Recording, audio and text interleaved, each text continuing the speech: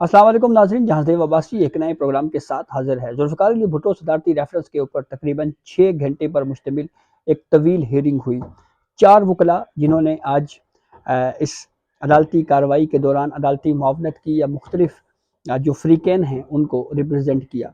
आज की इस कोर्ट प्रोसीडिंग में कुछ अहम ऑब्जर्वेशंस जस्टिस मंसूर अली शाह साहब की जानिब से, जस्टिस सरदार तारिक मसूद साहब की जानिब से और चीफ जस्टिस ऑफ पाकिस्तान काजी फाइज ईसा की जानिब से दी गई। और इन ऑब्जर्वेशंस में एक बुनियादी सवाल जो पूछा गया वो सवाल ये था कि supreme court of Pakistan article 186 के तहत जो ये सदर ने रेफरेंस भेजा है, इस पे क्या सुप्रीम कोर्ट इस मामले को देख सकती है या नहीं देख सकती। यूँ लगता है कि जैसे आज भी जो 9 रुकनी बेंच इस केस को सुन रहा है उसमें कुछ जजेस के जहनों में कुछ सवालात इस तरह के हैं कि क्या आर्टिकल 186 के तहत जो एडवाइजरी जुरिसडिक्शन का इस्तेमाल किया गया है, क्या सुप्रीम कोर्ट को सिर्फ कानूनी सवाल तक महदूद रहना चाहिए या हकाइक को भी, जो फैक्ट्स हैं उनको भी सुप्रीम कोर्ट आर्टिकल 186 के तहत देख सकती है। कोर्ट प्रोसीडिंग के हवाले से थोड़ा सा आपको बताते हैं कि अदालती कार्रवाई क्या हुई और फिर आपको बताएंगे कि वो अहम ऑब्जर्वेशंस जस्टिस मंसूर अली शाह साहब और चीफ जस्टिस ऑफ पाकिस्तान और फिर जस्टिस सरदार तारिक मसूद ने क्या दी। तो अदालती कार्रवाई में सबसे पहले अदालती मामून साबिक सुप्रीम कोर्ट के जज जस्टिस मंजूर अहमद मलिक पेश हुए। उन्होंने अपने आर्ग्यूमेंट्स का आगाज़ किया और उन्होंने अदालती मुआवनत करते हुए ये कहा कि जो मियां मोहम्मद अब्बास हैं वो कभी गवाही के कटहरे में नहीं आए। और मसूद अब्बास ने कहा कि कुछ मजिस्ट्रेट ने लिखा और कुछ और फिर इसके अलावा जो चीफ जस्टिस ऑफ पाकिस्तान काजी फाइज ईसा ने यह कहा कि वादा माफ गवाह मसूद महमूद का ताल्लुक भी कसूर से है। क्या कत्ल का हुक्म देने वाले को मसूद महमूद और मुद्दई मुकदमा का के दरमियान जो ताल्लुक है, क्या उसका इल्म नहीं था? क्या सुप्रीम कोर्ट और हाई कोर्ट ने इस पहलू का जायजा लिया? चीफ जस्टिस ने यह भी कहा कि यह भी मुमकिन है कि दुश्मनी या मुखालफत अपने इलाके के लोगों से ही होती है। क्या इस पहलू की तहकीकात की गई कि कत्ल का हुक्म किसी और ने दिया और नाम वजीर आजम पर लगा दिया? गवाह का ज़मीर 3 साल बाद क्यों जागा? केस में बहुत दस्तावेजात हैं और इतनी मेरे लिए पढ़ना मुमकिन नहीं है, ये अदालती मावन मंजूर मलिक ने कहा। उन्होंने फिर ये कहा कि ये भी एक तरीका है कि इतनी दस्तावेजात लगा दो ताकि कोई पढ़ ही ना सके। और फिर इस पे सुप्रीम कोर्ट ने मसूद महमूद के बैरून मुल्क जाने के हवाले से अटॉर्नी जनरल से जो है वो तफसीलात मांगी हैं और चीफ जस्टिस ने ये पूछा है कि हमें बताया जाए कि वो कौन सी ऐसी वजूहात थी जिसके सबब गवाह मसूद महमूद को जो है वो पाकिस्तान छोड़कर बाहर जाना पड़ा। इसकी क्या रीजनिंग हो सकती है? क्या कोई इसके पीछे कोई सेटलमेंट थी, कोई और वजह थी? ये वो तमाम रीजनिंग जो है वो सुप्रीम कोर्ट ने वफाकी हुकूमत से पूछी हैं। अहमद रजा कसूरी ने जो है वो कोर्ट में खड़े होकर ये कहा कि जितनी तफसील से मंजूर अहमद मलिक ने दलाइल दिए वो अदालती मुआवन कम और वकील सफाई ज़्यादा लग रहे थे। और क्या अदालत ने रेफरेंस काबिल समात करार दे दिया है जो इतनी तफसील में जाया जा रहा है? चीफ जस्टिस ऑफ पाकिस्तान ने कहा कि केस के हिस्सों में तकसीम नहीं करेंगे, सबको सुनकर एक ही मरतबा फैसला करेंगे। फिर उसके बाद जाहिद इब्राहिम जो कि फातिमा भुट्टो और जुल्फ़िकार जूनियर के वकील थे, उन्होंने नसीम हसन शाह के इंटरव्यू का हवाला दिया और फिर ये कहा कि जब भुट्टो के खिलाफ केस चला उस वक्त के मार्शल लॉ के माहौल को नज़रअंदाज नहीं किया जा सकता। नसीम हसन शाह ने कहा कि हम बेबस हैं। ये वो अमूमी जस्टिस जयाफुद्दीन ने कहा कि ये तो एक अमूमी सी बात मालूम होती है। जस्टिस सरदार तारिक मसूद ने कहा कि क्या हम मार्शल लॉ के दौर में किए गए तमाम फैसलों को वापस करें? अगर हमने ऐसा किया तो मुकदमात का एक सैलाब उमड़ जाएगा। अब्दुल वली खान का केस था, वो सारे केसेस खुलना शुरू हो जाएंगे। अभी हाल ही में एक केस हमारे सामने आया था, अगर ऐसा हो गया तो क्या हो गया? चीफ जस्टिस ने कहा कि ऐसा इसलिए नहीं होगा क्योंकि सदारती रेफरेंस नहीं आया। फारूक नाइक ने जब आर्ग्यूमेंट्स का आगाज़ किया तो उन्होंने भी कमरा अदालत में कोर्ट रूम में नसीम हसन शाह का इंटरव्यू चलाया। चीफ जस्टिस ने कहा कि हमें इंटरव्यू का जो तहरीरी मतन है वो पहले दे और फिर उसके बाद निशानदेही करें कि आप अदालत में क्या बात करना चाहते हैं। चीफ जस्टिस ने कहा कि क्या ये कहा गया कि हम सज़ा देने के मुखालिफ थे? एडवोकेट फारूक नाइक ने कहा कि नसीम हसन शाह ने इंटरव्यू में ये बात कही कि भुट्टो की सज़ा कम बनती थी, सज़ाए मौत का केस नहीं था। انہوں نے یہ بھی کہا کہ نسیم حسن شاہ نے انٹرویو میں کہا ہو سکتا ہے مارشل لا دور میں بالواسطہ یا براہ راست چیف جسٹس یا ان سے کوئی بات کی جاتی رہی ہو، اور نسیم حسن شاہ کا انٹرویو شکوک پیدا کرتا ہے، اور انہوں نے انٹرویو میں تسلیم کیا کہ مولوی مشتاق بھٹو سے ناراض تھے۔ پھر انہوں نے ایک کتاب کا حوالہ دیا، تو اس پہ چیف جسٹس نے کہا کہ ہم نے ریفرنس میں دیے گئے سوالات پر فوکس کرنا ہے۔ جسٹس منصور علی شاہ نے یہاں پہ پھر کچھ اہم آبزرویشن دی۔ جسٹس منصور علی شاہ نے کہا کہ پہلے قانونی سوال بتائیں، سپریم کورٹ صدارتی ریفرنس میں جو پوچھے گئے سوالات ہیں ان میں تبدیلی نہیں کر سکتی، اور کیا یہ قانونی سوال ہے، ہمیں اس کا جو ہے، تو اس کے اوپر چیف جسٹس قاضی فائز عیسیٰ نے کہا کہ میں اس کا جواب دوں، صدر جواب میں صدر جو ہیں وہ اس پہ یہ کہہ سکتے ہیں کہ میں جواب نہیں دوں گا۔ چیف جسٹس قاضی فائز عیسیٰ نے کہا کہ یہ ہم نے طے کرنا ہے۔ جسٹس منصور علی شاہ نے کہا کہ حقائق کے سوال اور جو کوشچن آف لا ہے اور کوشچن آف فیکٹ ہے، اس میں فرق ہوتا ہے۔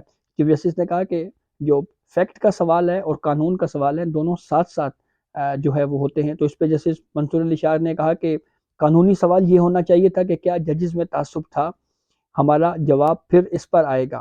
چیف جسٹس نے کہا کہ یہ بھی فیکٹ سے متعلق سوال ہے۔ جسٹس منصور علی شاہ نے کہا کہ ہر کسی کو بولنے کی آزادی ہے، قانونی سوال یہ بھی ہو سکتا ہے تھا کہ کیا ٹرائل کے وقت ججز پر دباؤ تھا، سوال یہ ہے کہ انصاف کا قتل ہوا، سوال اس میں یہ بھی ہو سکتا ہے کہ انصاف کے قتل کا مداوع قانون سازی سے کیا جا سکتا ہے، پارلیمنٹ قانون بنا دے کہ عدالتی فیصلے کو دوبارہ دیکھا جائے، ہم اس حق میں ہیں کہ جو ناانصافی ہوئی اس کا مداوع ہونا چاہیے، لیکن ہمیں کوئی اس کا طریقہ کار تو بتائیں۔ ابھی تک تو یہ بھی نہیں پتہ چل رہا کہ جو لیگل کوشچنز ہیں وہ ہیں کیا۔ کہ ویسے تو پاکستان نے کہا کہ جب صدارتی ریفرنس آیا اس وقت وزیر قانون بابر اعوان تھے، وہ اس وقت غائب ہیں، کہاں پہ ہیں وہ؟ تو اس پہ فاروق اشنیک نے جواب دیا کہ انہوں نے دوسری سیاسی جماعت میں شمولیت اختیار کر لی ہے۔ چیف جسٹس آف پاکستان نے کہا کہ کیا کوئی چاہتا ہے کہ ایسا فیصلہ قانون کی کتابوں میں موجود رہے؟ اصل سوال یہ ہے۔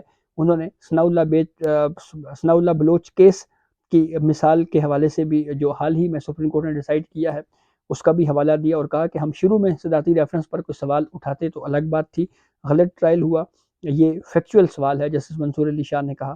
اور پھر انہوں نے یہ بھی کہا کہ تمام شواہد دیکھنا حقائق کا جائزہ لینا ہوتا ہے۔ پھر اس کے بعد اس کیس کی سماعت کے دوران چیف جسٹس آف پاکستان نے یہ بھی کہا کہ ہر کوئی اسلام کی بات تو کرتا ہے، لیکن جب ہم کوئی کیس اٹھاتے ہیں تو اس میں کوئی اس حوالے سے ہماری معاونت نہیں کرتا۔ جسٹس جمال خان بندوخیل نے کہا کہ بھٹو ٹرائل میں ایک عدالتی فورم سے ذوالفقار علی بھٹو کو محروم رکھا گیا۔ جسٹس منصور علی شاہ نے پھر یہاں پہ ایک کوشچن کیا، انہوں نے کہا کہ سوال یہ بھی ہو سکتا تھا کہ کیا قتل کیس کو براہ راست ہائی کورٹ سن سکتا تھا، کیا سپریم کورٹ صدارتی ریفرنس میں اٹھائے گئے سوالات کو تبدیل کر سکتی ہے۔ پھر اس کے بعد اعتزاز احسن کے آرگیومنٹس آئے، کوئی بہت اچھے آرگیومنٹس اعتزاز احسن نہیں کر سکے۔ ایڈوکیٹ اعتزاز احسن نے عدالتی معاونت کرتے ہوئے لاہور میں پیش آنے والے خاتون کے ساتھ جو واقعہ ہے اس کا حوالہ دیا اور کہا جی کہ ہمارے ہاں ایسا واقعہ بھی پیش آیا کہ خاتون کی قمیض کے اوپر حلوہ لکھا ہوا تھا اور لوگ اس کے گرد ہو گئے۔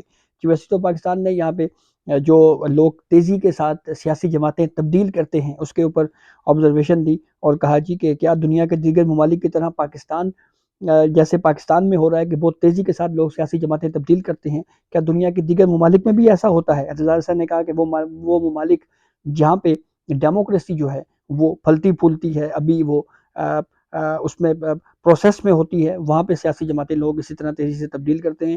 کہ ویسے تو پاکستان نے کہا کہ کیا کسی اور ملک میں بھی روزانہ سیاسی جماعتیں لوگ اس طرح تبدیل کرتے ہیں؟ اگر آپ ایک اصول پہ ہیں تو اسی پارٹی میں رہیں۔ نظریاتی نفرتیں جو ہیں وہ کافی بڑھتی جا رہی ہیں۔ جسٹس سردار طارق مسعود صاحب نے کہا کہ میرے خیال میں ہمیں کیس کے اوپر ہی فوکس کرنا چاہیے۔ ایڈوکیٹ اعتزاز احسن نے عدالتی معاونت کرتے ہوئے پھر سپریم کورٹ کو بتایا کہ بھٹو کے خلاف ادارہ جاتی تعصب تھا۔ جسٹس جمال خان بندوخیل نے کہا کہ 1992 تک بلوچستان میں جرگہ نظام تھا، کیا 1992 تک کے بلوچستان میں جرگہ نظام کے تحت کیے گئے فیصلوں کے خلاف جو معاملہ ہے کیا وہ سپریم کورٹ میں آ گیا تو ہم انہیں بھی سننا شروع کر دیں؟ جسٹس منصور علی شاہ نے کہا کہ سوال یہ ہے کہ صدارتی ریفرنس پر ہم اس معاملے کو دیکھ سکتے ہیں یا نہیں۔ ریفرنس میں غلط ٹرائل کا سوال پوچھا گیا، سپریم کورٹ کو تو پورے ٹرائل اور مواد کو دیکھنا پڑے گا۔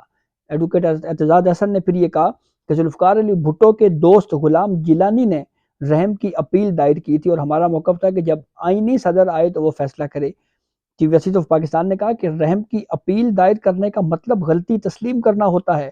بھٹو نے خود رحم کی اپیل دائر نہیں کی۔ اعتزاز احسن نے یہ کہا۔ چیف جسٹس نے کہا کہ آپ پھر یہ پورشن پڑھ کیوں رہے ہیں؟ اعتزاز احسن نے کہا کہ supreme court, Lahore high court اور راولپنڈی میں اس وقت ادارہ جاتی تعصب تھا۔ اس پہ جسٹس یحییٰ آفریدی نے اس معاملے کے اوپر ایک اہم آبزرویشن دی۔ انہوں نے کہا کہ سپریم کورٹ میں 3 ججز نے اختلاف کیا، آپ ادارہ جاتی تعصب قرار نہیں دے سکتے۔ جسٹس جمال خان مندوخیل نے کہا کہ لاہور ہائی کورٹ کے 2 ججز نے تو ضمانت دی تھی۔ چیف جسٹس نے کہا کہ صدر نے اپنا جو ریفرنس ہے اس میں ادارہ جاتی تعصب کی بات نہیں کی، ہم ادارہ جاتی تعصب کی دلیل کی طرف نہیں جائیں گے۔ اعتزاز احسن نے پھر 1993 کے نواز شریف کے کیس کا حوالہ دیا، تو اس پہ بھی چیف جسٹس آف پاکستان نے کہا کہ آپ جو ہے وہ اس معاملے پہ کیوں مثال دے رہے ہیں؟ ہم 1974 کی بات کر رہے ہیں، آپ 1993 کی عدالتی فیصلے کی مثال دے رہے ہیں۔ رضا ربانی صاحب کے ان کو روسٹم پہ بلایا رکھا ہے کہ ہمیں اس معاملے میں آپ ہمیں ایڈ دیں، یعنی ہماری مدد کریں۔ اور پھر چیف جسٹس نے رضا ربانی سے مکالمہ کرتے ہوئے کہا کہ کیا آپ اعتزاز احسن کے دلائل سے اتفاق کرتے ہیں؟ تو اس پہ رضا ربانی نے جواب دیا جی کہ میرے لیے ان دلائل سے اتفاق کرنا بہت مشکل ہے، رحم کی اپیل بھٹو صاحب نے دائر نہیں کی۔ اور پھر اس کے بعد کیس کا جو آخری پورشن، اس میں جسٹس جمال خان مندوخیل نے کہا کہ اختلاف کرنے والے ایک جج کو خیبر پختونخوا سے بھٹو نے نکالا، پھر ضیاء الحق نے انہی جج صاحب کو دوبارہ لگایا اور ان جج صاحب نے بھٹو کی پھانسی کے فیصلے کی مخالفت کی۔